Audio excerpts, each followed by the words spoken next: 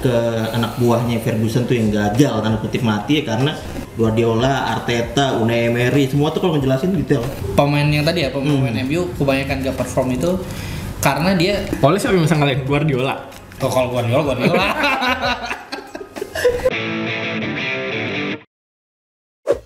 Ada pemandangan berbeda kali ini. Coba lihat. Coba tunjukin Kin. Nah, gak MU gak makan. Terbaik sejagat dunia. Bahasa MU terus. Kita akan membahas tim kesayangan kita yaitu adalah Manchester United. Bukan loh. Juara Conference League musim depan. Juara Conference League. Sebelah kanan ada perwakilan apa lu? Indorets ya? Perwakilan MU Cornwall Manchester. Sebelah kiri MU cabang misalkan. pasangan. Cing Abdel, tetangga Cing Abdel nih. Tapi kita kali ini nggak membahas performa MU sekarang. Kita membahas sosok ayah kebapaan Manchester United. Godfather. Sir Alex Ferguson yang punya beberapa anak buah yang mencoba mengikuti karirnya sebagai pelatih. Sayangnya kebanyakan dari mereka menemui kegagalan. Gimana Bang Arif melihat fenomena banyak mantan pemain Manchester United yang gagal jadi pelatih? Sebelum kita sebutin dulu aja kali ya siapa aja ya kan. Semua Ikin yang nyebutin Satu. Sampai ada yang nggak bisa. Yang lihat contekan ya. Sampai ada yang nggak bisa. Ada Gabriel Heinz, Marcus, Michael Carrick, Brian Robson, Ruud van Nistelrooy, Ole benar, Gary Neville,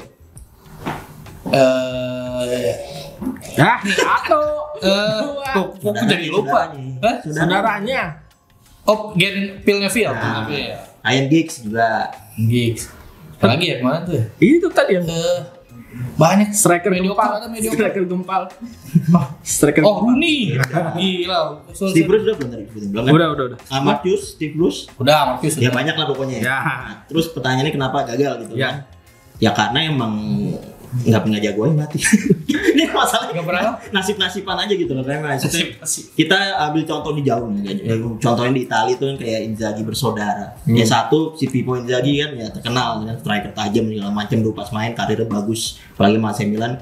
Sementara Simone kan sama Lazio ya so-so aja gitu kan. Nah begitu jadi pelatih terbukti sekarang sama Lazio di juara. Sama Inter Milan juga Scudetto kan baru-baru ini kan. Maksudnya ini masalah nasib emang. Tapi balik lagi. Kenapa di banyak ke anak buahnya Ferguson tuh yang gagal tanda kutip mati ya karena ini balik ke ini teori sih ya nggak ada apa yang pastinya itu kenapa gagal karena emang Ferguson itu dulu menanamkannya itu dia tuh metodenya kan otoriter dalam skuadnya itu jadi ya itu para pemainnya itu bertempur di media gitu jadi pengikut yang baik belum tentu jadi leader yang baik gitu dan itu contohnya banyak Gary Neville contohnya gagal di Valencia dan segala macam.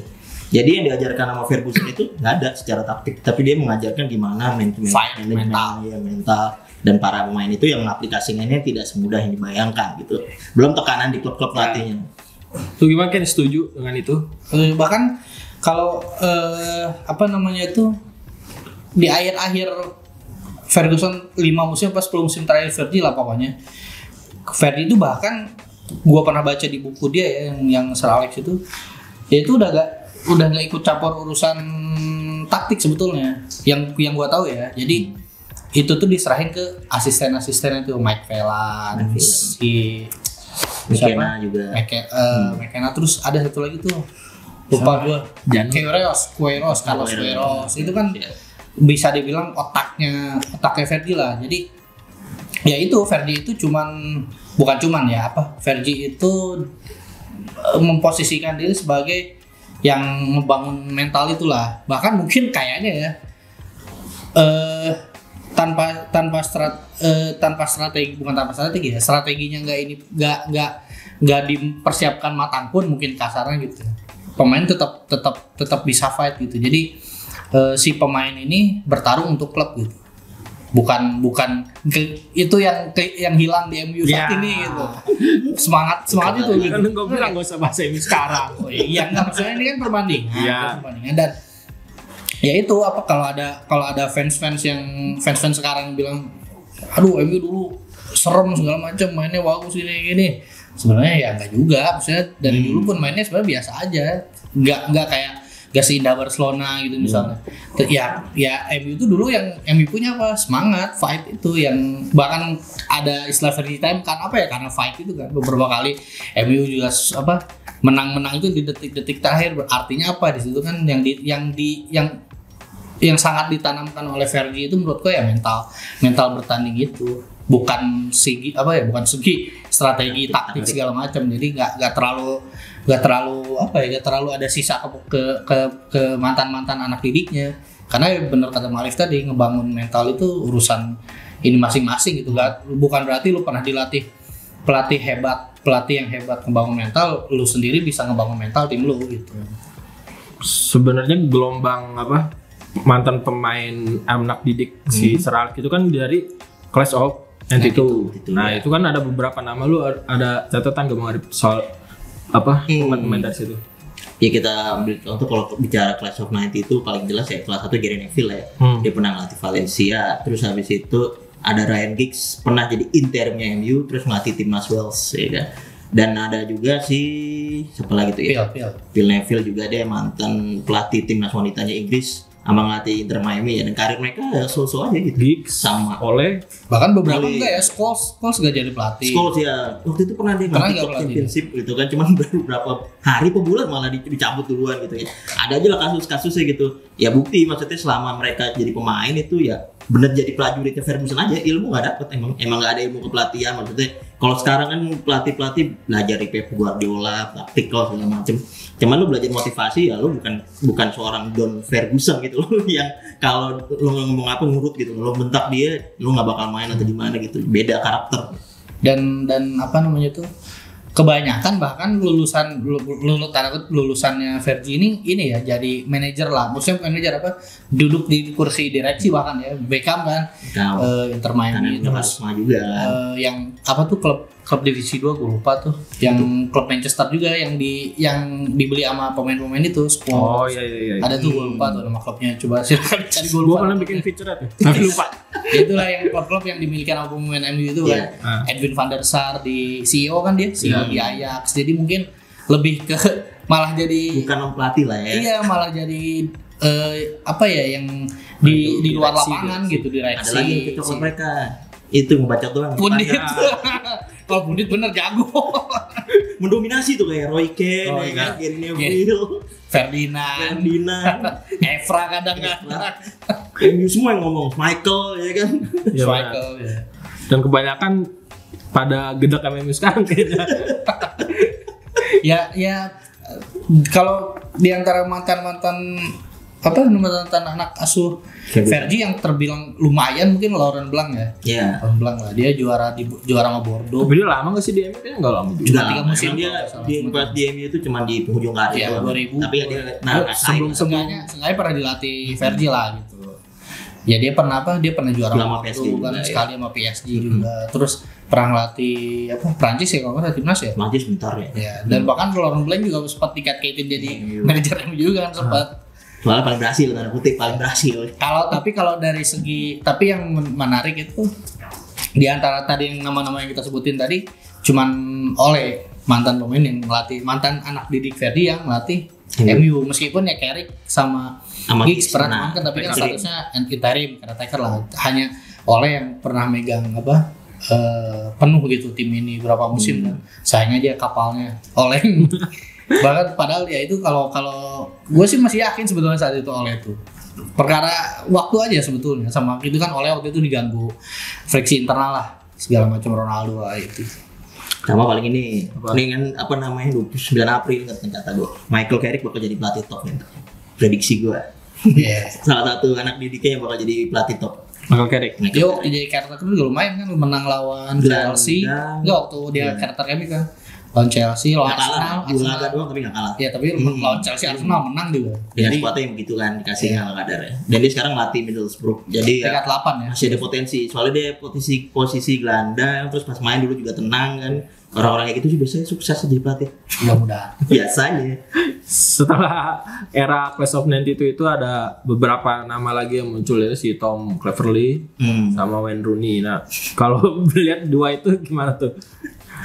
Iya, kalau ngeliat dua itu ya kayak kalau fans MU lama sih ngeliatnya kayak cepat banget waktu berlalu nih, baru banget jadi pemain terus Baru juga Rooney Salto. Cleverly bahkan ngelatih Watford itu baru 34 tahun Indonesia sekarang apa 3 ya 34 tahun. Jadi dia emang awalnya itu sebagai pemain pelatih. Terus habis itu kan dia gantiin Valérien Ismaël tuh cabut. Dia pokoknya 7 laga cuma kalah sekali. Watford jadi aman dari zona degradasi, tetap di championship, ya udah di kontrak permanen. Yang ada yang spesial kayak ya udahlah ini pelatih bagus gitu aja sih mungkin sama manajemen. Cuma kan media membesarkan dalam kutip nih mantan pemainnya Ferguson juga, mantan pemain MU dan ya masih relatif muda tiba-tiba jadi pelatih gitu kan. Itu aja sih kalau untuk Cleverly. Kalau si Rooney lu gimana? Lu kan mirip Rooney nih. Mirip poster sih udah mirip gitu. Gimana?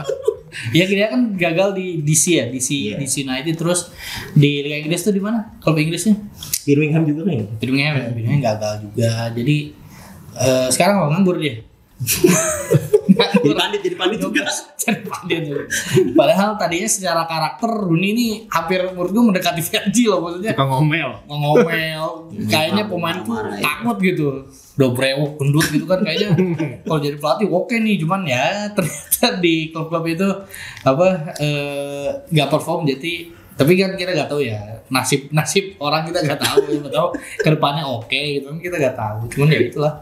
Kali ngelatih di Liga 1 tiba-tiba ya kan. Ya itu gue tuh sebetulnya salah satu yang sebagai fans MU lah ya, yang juga besar di era kemasan Rooney waktu itu, juga ngelihat Rooney ini kayaknya berpotensi jadi manajer MU itu, orang Inggris juga kan. Nah itu orang Inggris kuncinya. Inggris kan overrated pelatih-pelatihnya.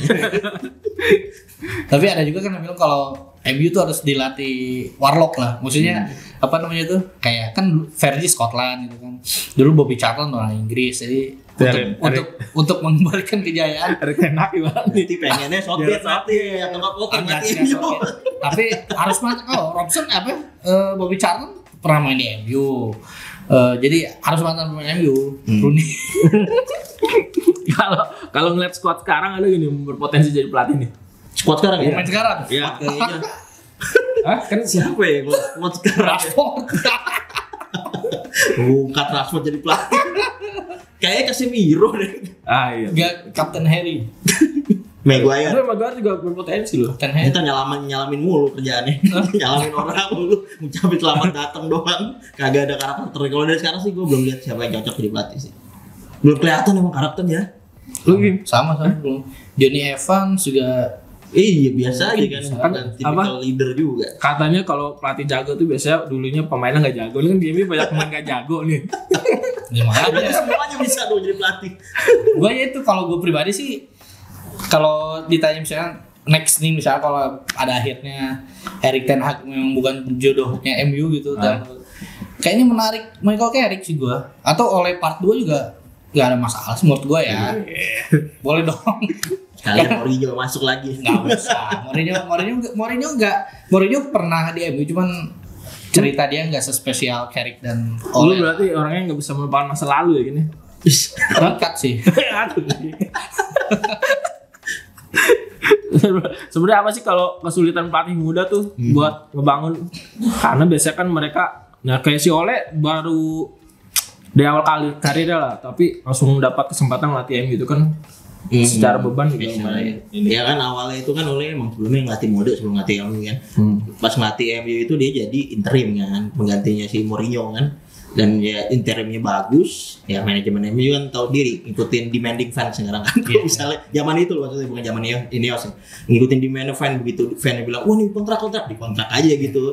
Walaupun ya tanda kutipnya juga ada, dia kan ada sejarah sama MU kan. Jadi ya udah dikontrak gitu. Tapi kesulitannya ya itu, MU ini kan kulturnya enggak dibangun sekarang ini ya, sebelum setelah Ferguson pensiun itu kulturnya dari manajemen berantakan segala macam, jadi susah kalau pelatih manapun ngelatih MU sekarang sih susah gitu. Tapi asisten-asistennya Ole lumayan kan. Kieran McKenna Ipswich di peringkat 1 kan Ipswich calon juara. Terus Carrick juga kehitung lumayan lah. Middlesbrough peringkat 8 untuk rookie ya, manajer rookie. Pressure-nya cuma gede kalau mati. Artinya kan sebetulnya apa? Komposisi staffnya Ole ini sebetulnya punya potensi gitu kan saat itu kan. Dan apa namanya tuh, ya sayang aja balik lagi kan dihantam badai dia kapal saat itu keburu karam sebelum berlayar lebih jauh. Jadi ya tapi nggak ada yang tahu kan kita di masa depan. Lu kan ngarep banget oleh balik nih. Melihat situasi MU saat ini Ten Hag kayaknya susah kontrol ruangan, meskipun gue sih tetap tunggu 1 musim lah Ten Hag lah. Cuman kalau gini terus sih opsinya ya buat gue gak ada salahnya lah nyoba Ole duet sama Carrick. Penjaskas dulu. Ole dibilang gue. Yang penting kan saat itu MU ciri khas MU di era Ole kembali gitu. Apaan counter attack main sayap. Kalau Ole sama Conte. Ole sama Conte. Ole siapa yang bisa ngalahin Guardiola? Oh kalau Guardiola. Kan kok pilihannya Guardiola. Gak realistis. Ole sama Conte pilihnya Ole. Gak apa-apa kalau sama Conte Ole. Lu fix masih terjebak di masa lalu ya.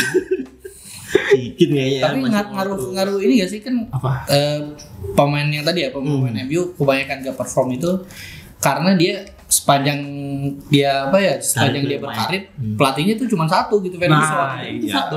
Jadi kan kayak kita ambil contoh pelatih yang sukses sekarang lah si Xabi misalnya. Dia kan waktu main dilatih banyak pelatih. Ya Guardiola kan terus Ancelotti.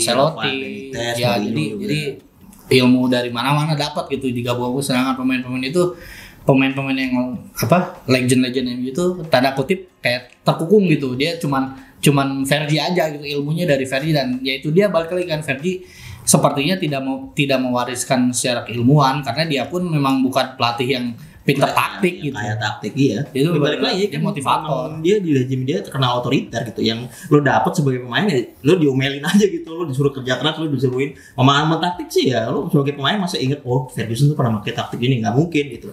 Sementara kayak Guardiola, Arteta, Unai Emery semua tuh kalau ngejelasin detail gerak-geraknya segala macam ya. Dari situ kan pemain nangkep sebagai pemain, tapi dia bekal buat masa depan kalau menjadi pelatih bisa gitu kan. Ferguson nggak begitu dia. Kayak lu ngasih tahu suatu orang, tuh orang ngeluarin tenaga 1000% gitu buat dia, udah gitu aja. Sementara kayak mantan pemain yang jago-jago kan kayak Zidane sukses, Safi sukses, Safi Alonso. Berarti ini kan sebenarnya fenomena juga nih, kan melihat MU kayak gitu. Kita gimana? Kita nggak bisa berharap apa-apa berarti dong dengan pemain. Tapi yang sekarang kan pelatih ganti-ganti ini mungkin menarik juga, misal ngelihat yang pemain yang udah lama gitu di MU tiba-tiba nanti udah tua aja jadi pelatih. Kalau udah lama di MU cuma Rashford doang. Saat ini. Iya. Squad sekarang iya Rashford, ya Evan juga balik lagi kan, tapi bukan ini. Konana ntar. Enggak, kalau Ikin kan tadi cinta banget sama Ole, lu siapa bisa kalau mantan pemain suruh ngelatih MU? Kalau mantan pemain suruh ngelatih MU, ya Carrick gue. Nggak berubah kalau gue Carrick itu. Gue tetap percaya sama Carrick karena itu contoh nyatanya dari contoh yang sekarang sih. Itu maksudnya yang sukses jadi pelatih muda itu rata-rata posisi mainnya dulu gelandang, dan gelandangnya bukan gelandang tukang tabrak, pengangkut air atau gimana. Gelandang yang ngatur serangan, terus visinya bagus segala macam, yaitu kayak Xabi Alonso, Xavi, Thiago Motta juga di Itali kan. Jadi ya mereka Carrick ini ada potensi ke sana gitu. Karena dia sekarang ngelatih Middlesbrough, ya biarin aja dulu berkembang. Ya udah kita lihat aja nanti gitu. Mungkin kalau gue sih Carrick. Kita doakan saja lah ada pensiunan MU yang bisa jadi pelatih daripada cuma dari komentator doang. Kita ketemu lagi di episode selanjutnya. Dadah.